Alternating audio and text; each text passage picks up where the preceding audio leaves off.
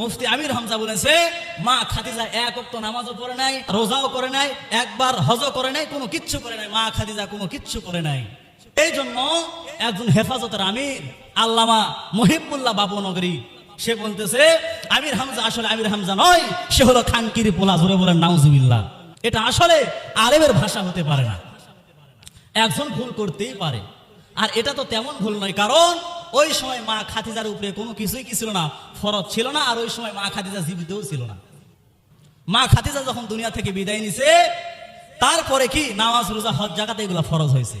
মা খাদিজা যতদিন বেঁচে ছিলেন দুনিয়াতে ততদিন পর্যন্ত এইগুলা ফরজ ছিল না। তাহলে আমরা না জেনেই না বুঝেই যদি মুফতি আমির হামজাকে আমরা যদি বলি খানকির পোলা, তাহলে বুঝতে হবে আমার কলিজার ভিতরে আল্লাহর ভয় খুব একটা নেই। আমি যত বড়ই আলেম হই, কারণ ও হাফিজুল লিসান, আমার জিহ্বাকে কি করা লাগবে, সংযত রাখতে হবে।